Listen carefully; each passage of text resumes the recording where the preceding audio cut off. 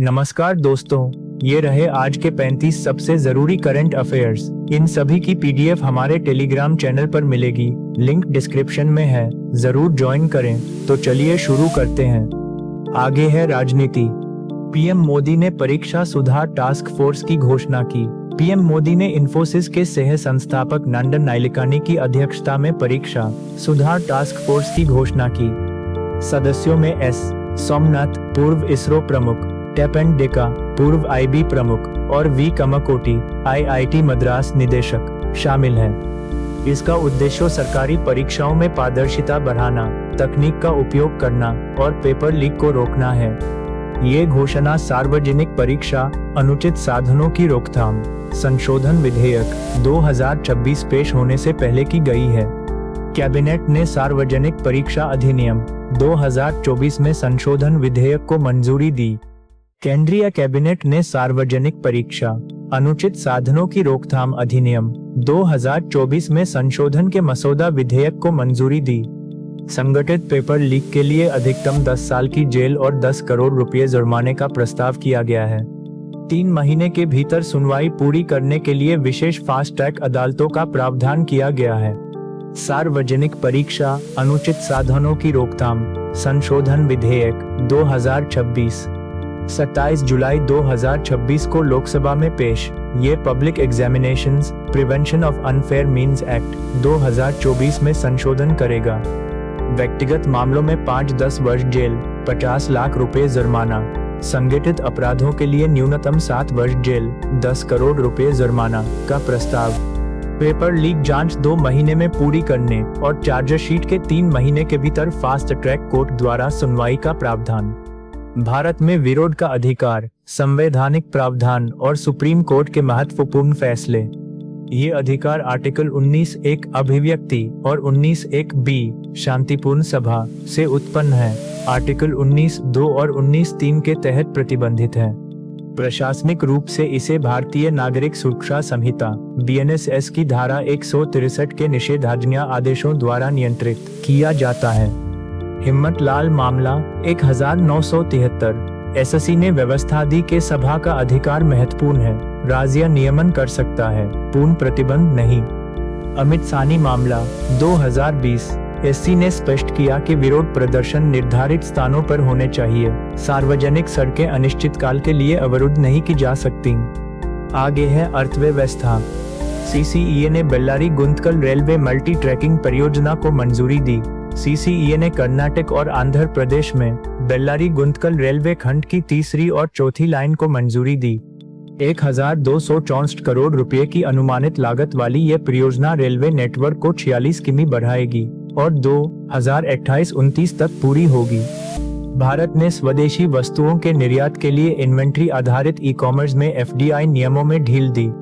DPIIT ने विदेशी वित्तपोषित ई-कॉमर्स कंपनियों को भारतीय वस्तुओं के निर्यात के लिए इन्वेंट्री आधारित मॉडल संचालित करने की अनुमति दी। इससे पहले घरेलू खुदरा विक्रेताओं की सुरक्षा के लिए इन्वेंट्री आधारित B2C ई-कॉमर्स में एफडीआई पूरी तरह प्रतिबंधित था। ये संशोधन FEM 1999 गैर इंसाधन नियम 2019 के तहत अधिसूचित होने के बाद प्रभावी होगा। आगे है रक्षा। Bhargavastra anti swarm drone system.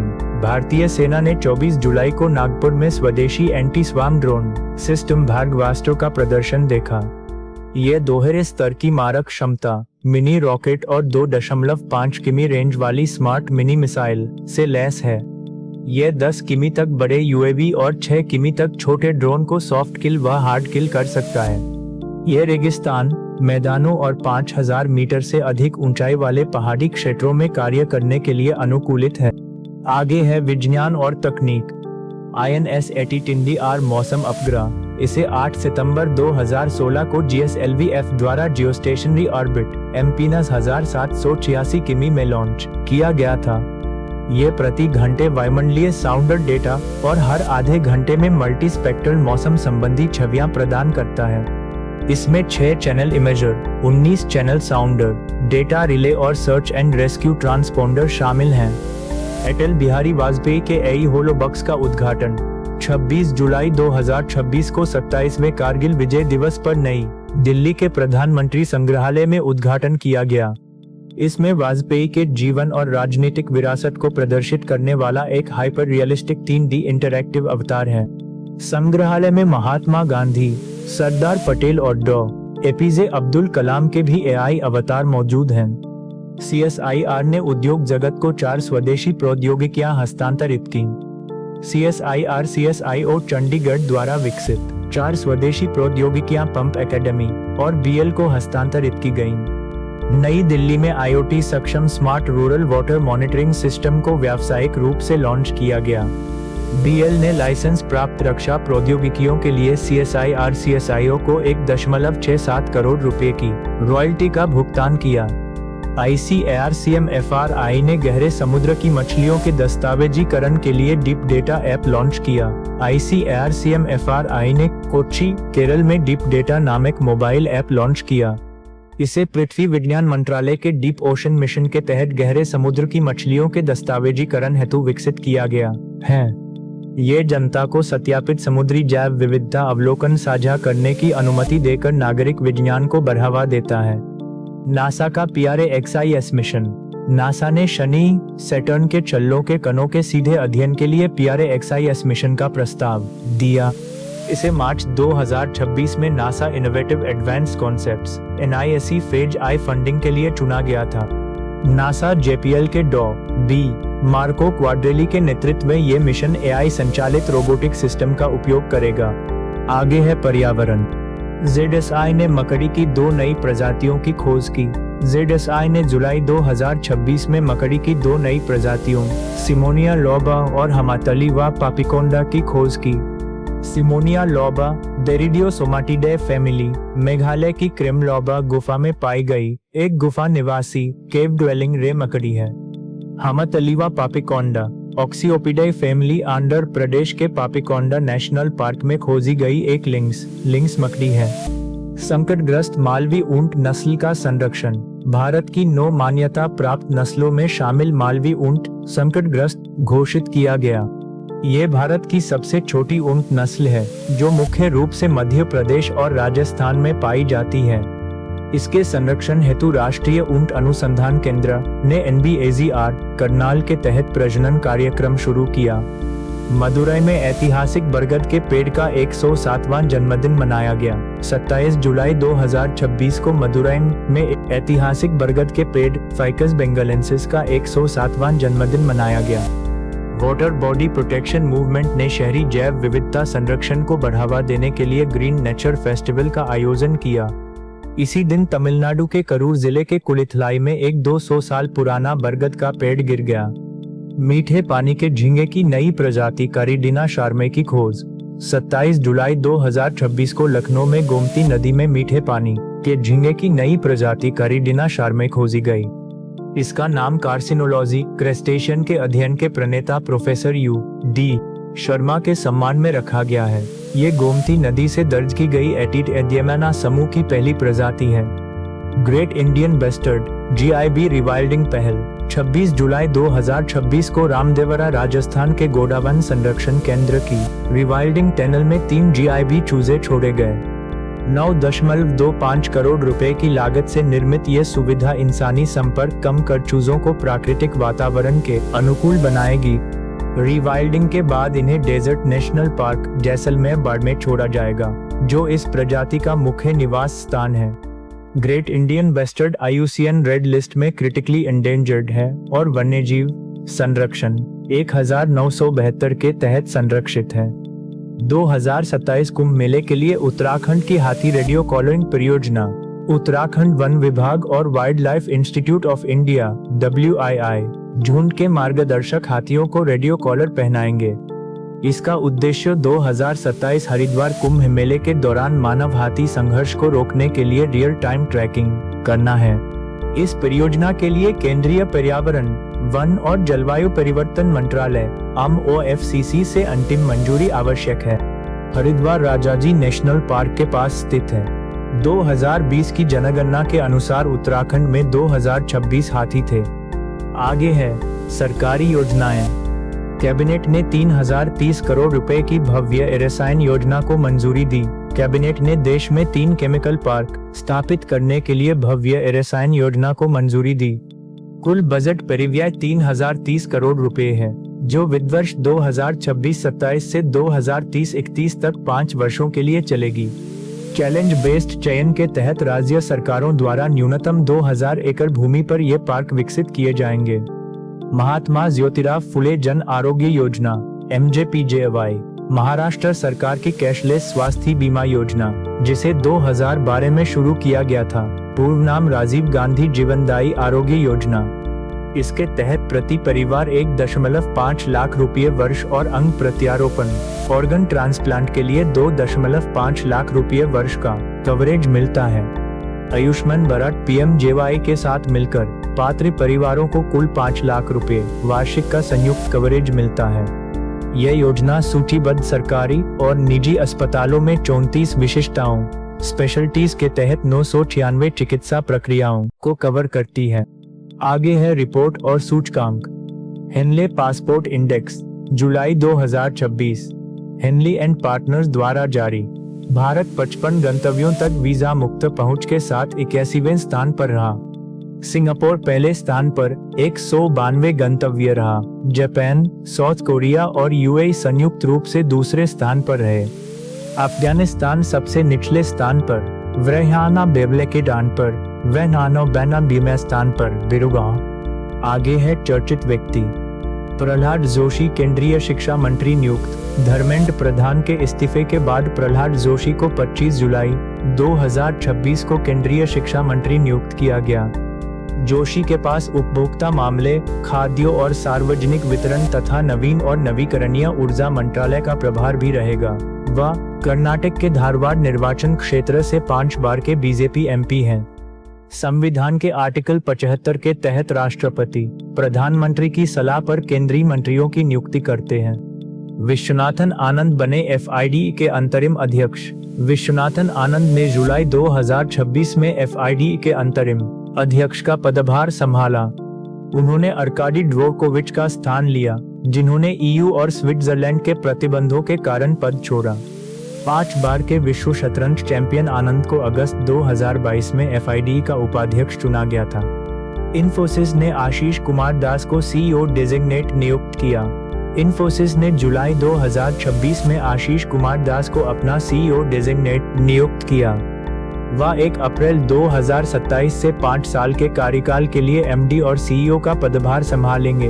वह सलिल पारेख का स्थान लेंगे, जिनका दूसरा कार्यकाल 31 मार्च 2027 को समाप्त होगा।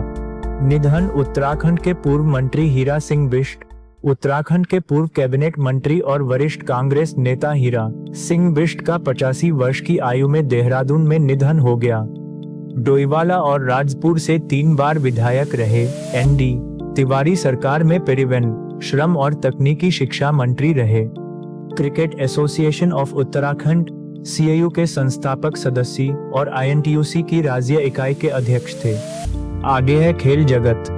मीराबाई चानू ने कॉमनवेल्थ गेम्स 2026 में स्वर्ण पदक जीता। मीराबाई चानू ने कॉमनवेल्थ गेम्स 2026 के 48 kg भारोत्तोलन वेट लिफ्टिंग में कुल 190 kg वजन उठाकर स्वर्ण पदक जीता।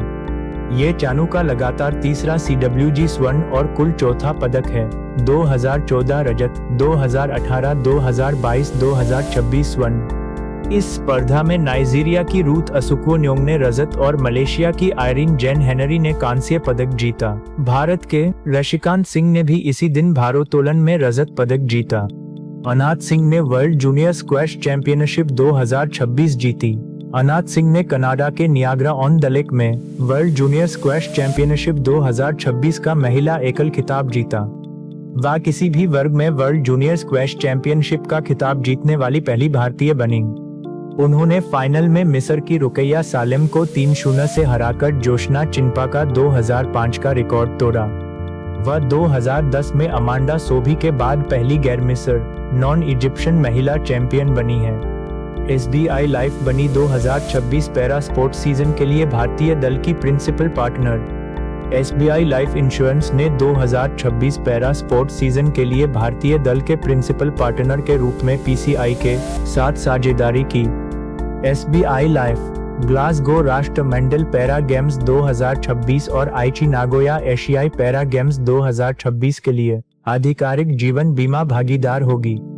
निकोलास ओटामेंडी ने अंतर्राष्ट्रीय फुटबॉल से संन्यास की घोषणा की। अर्जेंटीना के दिग्गज डिफेंडर निकोलास ओटामेंडी 38 वर्ष ने जुलाई 2026 में अंतर्राष्ट्रीय फुटबॉल से संन्यास लिया। उन्होंने अर्जेंटीना के लिए 139 मैचों में 8 गोल किए और 4 FA वर्ल्ड कप्स 2014-2026 में देश का प्रतिनिधित्व किया। वह 2022 FA वर्ल्ड कप कतर और 2 कोपा अमेरिका खिताब 2021-2024 जीतने वाली टीम के सदस्यों थे। उन्होंने अपना अंतिम अंतर्राष्ट्रीय मैच अमेरिका में आयोजित 2026 FA वर्ल्ड कप फाइनल में खेला। ISSF world cup Hangzhou 2026। Esha Singh ने हांगजो ISF वर्ल्ड कप में महिलाओं की 25वीं पिस्टल स्पर्धा में 40 हिट्स के साथ स्वर्ण पदक जीता। मनु भाकर ने इसी स्पर्धा में कांस्य पदक जीता। भारत ने कुल 3 पदक, 1 स्वर्ण, 1 रजत, 1 कांस्य हासिल किए। म्यूनिक में जीत के बाद ये ईशा सिंह का 2026 सीजन का दूसरा ISSF वर्ल्ड कप स्वर्ण पदक है। राजा मुथुपंडी ने राष्ट्रमंडल खेल 2026 में रजत पदक जीता। भारतीय भारोत्तोलक राजा मुथुपंडी ने ग्लासगो राष्ट्रमंडल खेल 2026 के पुरुषों के 65 किग्रा वर्ग में रजत पदक जीता। मुथुपंडी ने कुल 286 किग्रा, 126 किग्रा स्नैच और 160 किग्रा clean and jerk kick. Malaysia के अजनील बिन बिदिन मुहम्मद ने स्वर्ण 299 किग्रा और पापुआ न्यू गिनी के मोरिया बारू ने कांस्य पदक जीता। आगे है विविध। बिहार और MSD पटना में NSTI महिला और SIIC स्थापित करेंगे। बिहार सरकार और MSD ने बिहटा में स्थायी NSTIW परिसर और पटना में SIIC की स्थापना की घोषणा की। महिलाओं के कौशल विकास को बढ़ावा देने के लिए 99.97 करोड़ रुपए की लागत से NSTIW परिसर विकसित किया जाएगा। वैश्विक रोजगार सहायता के लिए 7 करोड़ रुपए के निवेश से स्किल इंडिया इंटरनेशनल सेंटर स्थापित होगा। विश्व इन विट्रो फर्टिलाइजेशन IVF दिवस 2026 IVF तकनीक के प्रति जागरूकता बढ़ाने और भ्रूण विज्ञानियों को सम्मानित करने के लिए प्रतिवर्ष 25 जुलाई को मनाया जाता है। ये 1978 में यूनाइटेड किंगडम में UK में जन्मी दुनिया की पहली IVF शिशु लुइस ब्राउन के जन्म की याद में मनाया जाता है। इस तकनीक का विकास ब्रिटिश फिजियोलॉजिस्ट डॉ. रॉबर्ट एडवर्ड्स, स्त्री रोग विशेषज्ञ डॉ. पैट्रिक स्टेप्टो और भ्रूण विज्ञानी जीन पर्डी ने किया था। अंतर्राष्ट्रीय न्यायिक कल्याण दिवस 2026 न्यायाधीशों और मजिस्ट्रेटों के मानसिक, भावनात्मक और शारीरिक कल्याण को बढ़ावा देने के लिए 25 जुलाई को मनाया जाता है। ये 25 जुलाई 2024 को न्यायिक कल्याण पर नाउरू घोषणा, नाउरू डिक्लेरेशन को अपनाने की याद में मनाया जाता है। संयुक्त राष्ट्र महासभा UNGA ने 4 मार्च 2025 को संकल्प ARIS 79266 के माध्यम से इस दिवस की घोषणा की थी। ये दिवस पहली बार आधिकारिक तौर पर 25 जुलाई 2025 को मनाया गया था। अफ्रीकी मूल की महिलाओं और लड़कियों का अंतर्राष्ट्रीय दिवस 2026 अफ्रीकी मूल की महिलाओं और लड़कियों के योगदान और अधिकारों को मान्यता देने के लिए UN द्वारा 25 जुलाई को मनाया गया। वर्ष 2026 का विषय right to health, a fundamental right still denied है। UNGA ने 13 अगस्त 2024 को संकल्प ARIS 78323 के माध्यम से इसे घोषित किया था, जो पहली बार 2025 में मनाया गया। वीडियो पसंद आया हो तो लाइक और शेयर जरूर करें और चैनल को सब्सक्राइब करना न भूलें। मिलते हैं कल फिर नए अपडेट्स के साथ।